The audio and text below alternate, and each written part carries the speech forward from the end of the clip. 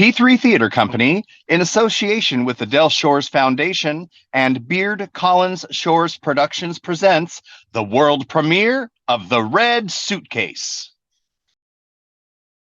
Hi, I'm Jiggs Burgess. I am the author of The Red Suitcase. And if you want to know more, then keep listening. I fell in love with theater as a kid. We had a local community theater back then that did a lot of outreach to kids. But, you know, my parents also used to go into Fort Worth and Dallas to see theater. So it wasn't a strange thing for us. I mean, even though my dad was a cowboy, um, he loved literature and theater and things like that. Why did I have to? I mean, just become part of the theater? How could you not? I mean, it's theater's life. It incorporates everything. It incorporates history and romance and sadness and happiness, and you can be whoever, whatever you want to be. As a writer, I can be all those characters at once. So, there's no way I couldn't be a part of theater. I fell in love with it again as a child. I fell in love with writing uh, really around fifth grade. It's when I felt voiceless and writing gave me a voice. And it's about that time I found out that writing could be powerful too, that it had effects on people. And sometimes not such great effects, but it had an effect on people. And it really was an obsession from then, from childhood. I have had times where I stopped writing from uh, September 11th, 2001 until about 14 years later. I did not write because it didn't seem important. And then I realized at some point just how important it was to me. And so I went back to writing. My process is, I think, not like a lot of people. I tend to write in my head a lot before I ever put it down on paper. And so that I've got the story and most of the characters there. Now, with, say, The Red Suitcase, that changes completely, because The Red Suitcase was supposed to be another type of play, completely. And once I got into writing it, I had to go back and rewrite everything because my process was just going in and writing and to get to see what it was about. And it turned out not to be the story I thought it was going to be. But I think a lot of writers map out, on paper, things like that. I don't. I do it. In my head a lot. I'm not going to say I don't organize or I don't map things out, but it happens in my head, and so that whenever I start to write a piece, I can really hear those voices. And it's a lot of people think it's weird when I say I can hear the voices, but it's not the same thing as just hearing. It's just hearing it in your head, like your voices, your narrator in your head. But I'm able to do that in my head, and so that whenever I start to write, I hear that voice, or those voices, is never just one, and it just kind of comes out at that point. If it's good, it just comes out at that point. If it's not so good, then it might be a little bit more of a struggle. But after your first draft, I mean, your first draft's always going to be crap, but it's all about the rewriting. Then after that, that's the next part of the process. The first part is just getting it on paper and getting your ideas down, and it's going to be crap. But in the rewriting, you find what the piece wants to be, what it needs to be. It's kind of like carving out of a piece of stone, I guess. But you see the form there, and in the rewriting, you can make the form happen. Well, theater is not complete without either a audience or the actors, which is why it's unique. A novel, you sit down by yourself and read, and you find those characterizations yourself based on whatever the author has written. But in the theater, takes both that actor and the audience, as well as the writer, um, to complete the piece. And the piece is never the same.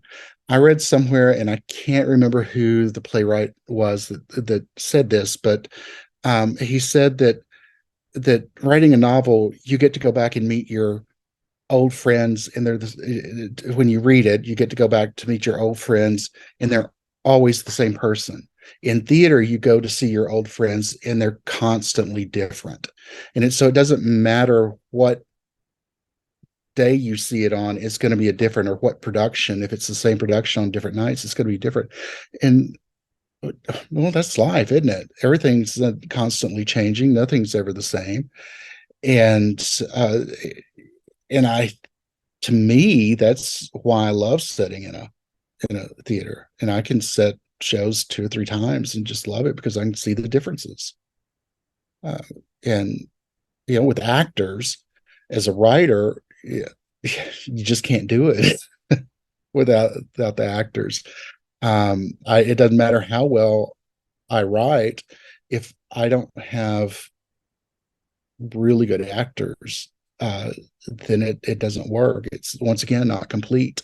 Well, I found P3 Theater Company through the Dell Shores Foundation. I was lucky enough to win their first Southern Writers contest in the full-length playwriting category. And John happened to be one of the adjudicators of that. He had all the finalists. He judged all the finalists. And after the award was announced through the Dale Shores Foundation, he reached out to me to produce the show. And that's part of winning the Dale Shores writer search, is that the second my dog's here but that's part of winning the Dale Shores writer search, is that money is given towards the production. So it's a unique opportunity to get together with a production company, and you have whoever comes to you. And I like John and P3 because it was obvious that he loved the script. It was obvious that he was going to be, I don't want to say gentle with the script, but he was going to be authentic with the script. He wasn't going to ask you to say in outer space, or something like that. And I just personally had a connection with John as well. And none of that would have happened without Dale Shores and without Dale Shores Foundation and all the people involved in that. I'm incredibly grateful to both the Dale Shores and the foundation. Well, I like to say that, like all good things, the idea for the Red Suitcase came from a hotel room in Midland, Texas. I had gone. I was watching a high school, do one of my shows, and I stayed over in Midland, Texas. I had this dream that it was just bizarre, but I was a Red Suitcase. And so I went to see the show that day, and I texted my friends, like, I had a dream I was a Red Suitcase.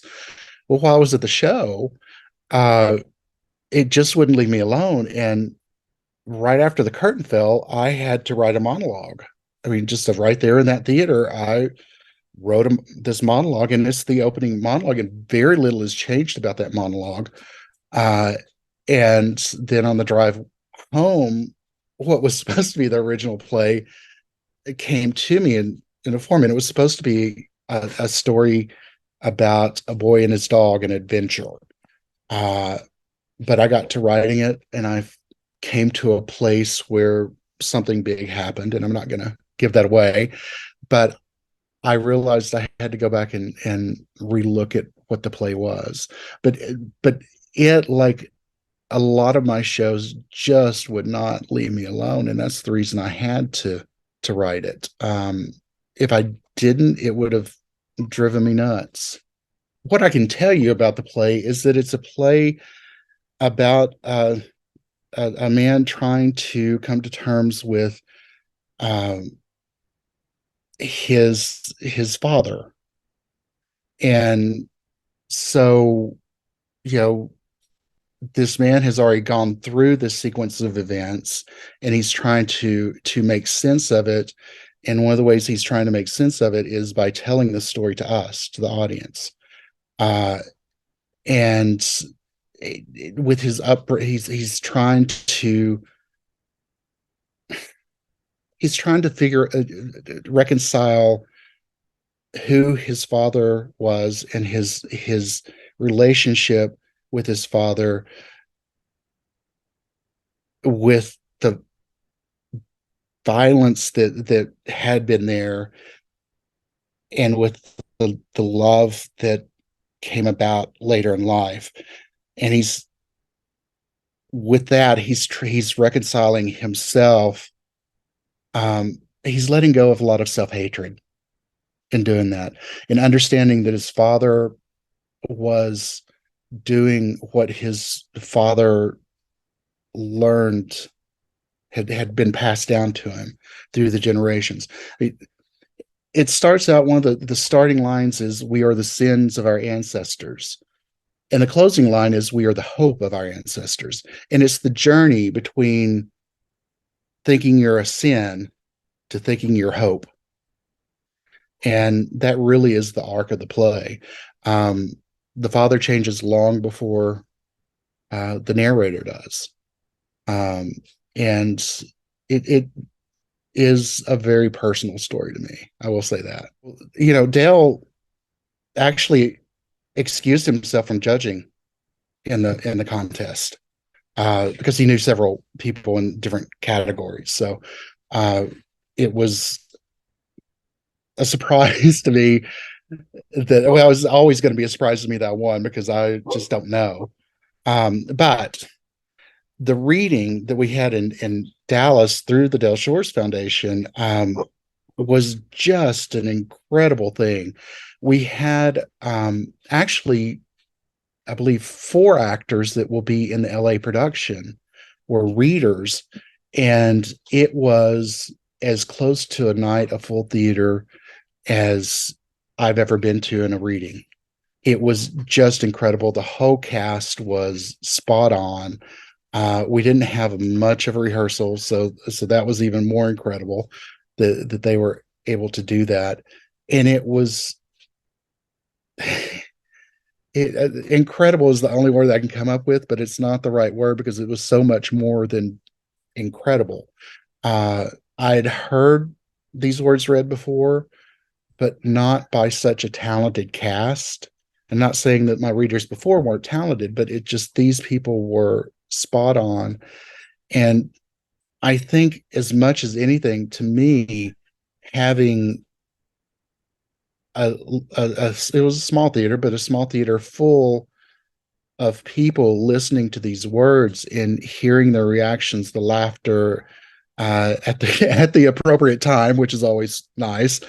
And then the emotion that came through, and how that piece connected, and it just connects with people in a way that I had not expected. I thought it might be so personal that it might not connect.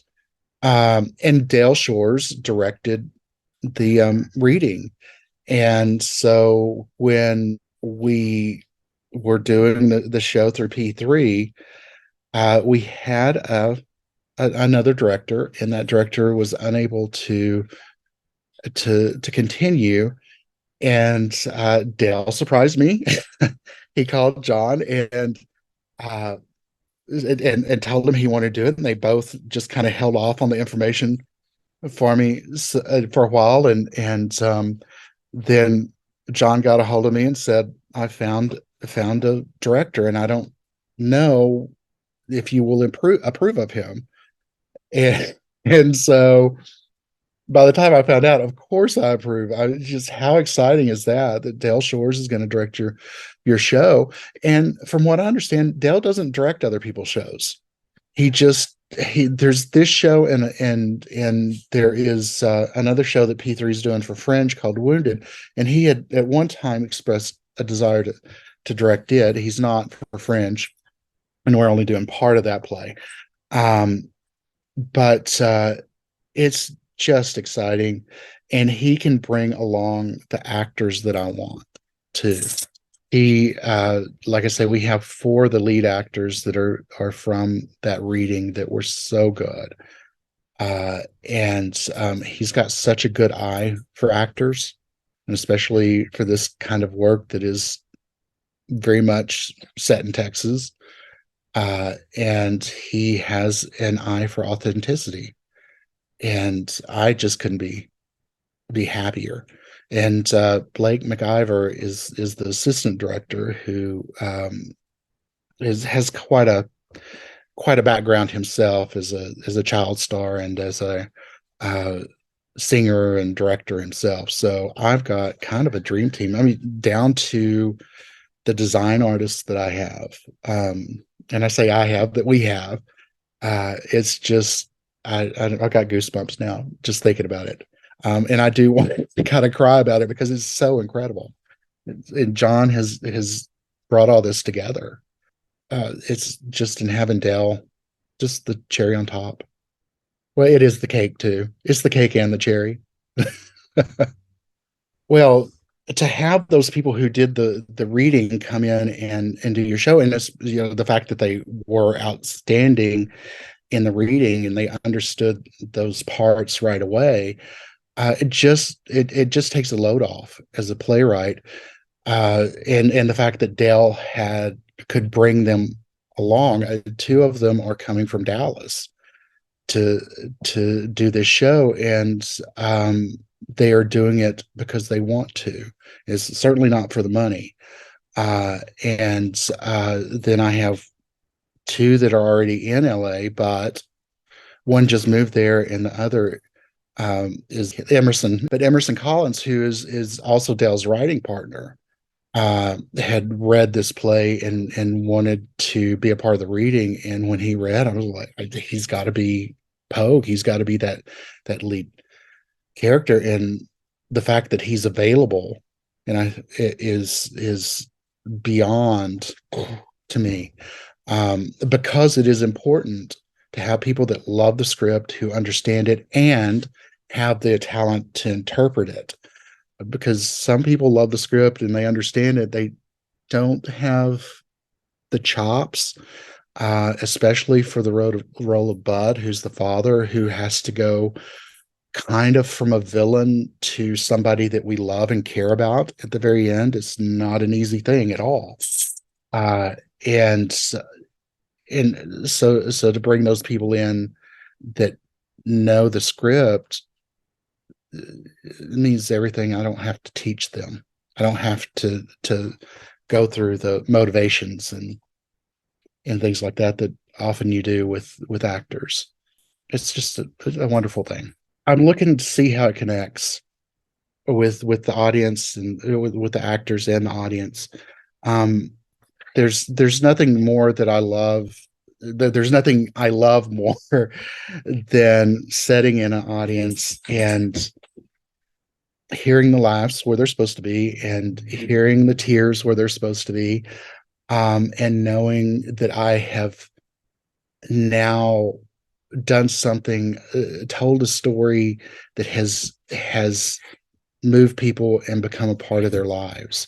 And that's all I'm looking for. I mean, any of the success that comes from this is great, but if it touches people and connects with them on a emotional level, that's all I can ask. I think it's going to surprise them how much they care for the father, for Bud. I think it's going to, well, I think the storytelling in itself is different enough to surprise them, but I really think that relationship that they're going to have with Bud, with the father, is going to surprise people. I mean, I think we know that we're going to love Pogue, who is the narrator from the beginning, but we don't know that. the father figure. And I just really think that's what's going to surprise people. People are like should, they must. I'm not that dominant. I think people should go see the play because I think it's gonna connect with them and change their lives a little bit. Um, it's it's a universal story, told in not quite a universal way, but people should come to see it because I think it's going to affect them and change some of their thinking about parent-child relationships, um, about their own family, about their own parents, maybe. Um, I, I'm not trying to tell people that relationship is universal, but I just want them to think about their relationships with their parents. Um, and I think that's why they should. Now, whether they must or not is a different story. They must because I need them to see it. You know, they must because Del Shores directed it. They must because Emerson Collins is playing Pogue. They must because John at P3 has really put his heart into it and to make it the best production it can be. I just hope it gets produced. It is a play that should be produced. Speaking my dreams out loud, I would love for it to go to New York. I'd love for it to be in Chicago. I'd love for it to be in Dallas or Atlanta too, but I'd really love for it to go to New York because I think this script is strong enough to do that and connects well enough with people to do that. It's well, that's what I hope. That's what I hope for this play.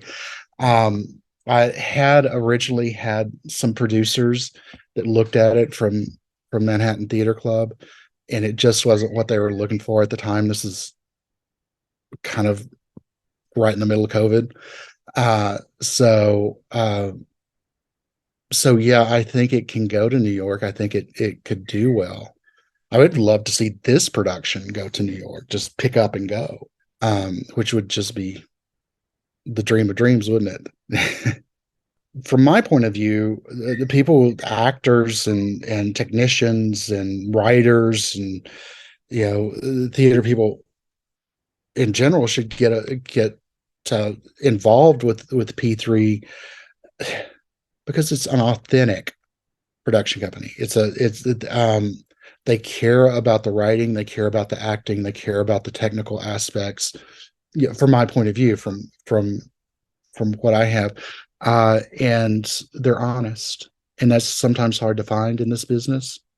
And John is just incredibly supportive, and I think I'm not the only one he's supportive to. I think he's just one of those people who is incredibly supportive and creative and wants things done in a very honest and authentic way. And I think that's a must. So should have, but should. But I think people need to get involved with P3 for that reason, whether it's a volunteer or as an actor, or technician, director. Theater companies like P3, the small theater companies like John has, is they need people's donations and they need money to they produce people that wouldn't get produced, say the Manhattan Theater Club or any of the big LA or Chicago or New York producers. It probably wouldn't touch me because I'm not known. And with John, he saw a script that he liked, he thought would work, he kind of fell in love with. And he went with it. And small theater companies can do that. And it's important that we have that because how does a writer or an actor or a director get known if they don't have a company like P3 to start with, to help them, to nudge them along and to do their work? And that's why people should get involved and donate and do what they can for companies like P3. It's incredibly important to our cultural life in this country. Our cultural life is kind of falling apart right now, and it needs all the help it can get. Hi, I'm Jiggs Burgess. I'm the playwright of the Red Suitcase that will be playing August 12th through September 3rd at the Broadwater in LA or Hollywood. And I think you should come see this show because I think you're going to be affected by it. I think you're going to find a connection and have something to speak about when you leave the theater. And I think you're going to see some amazing performances and have a great night of entertainment. See you at the theater.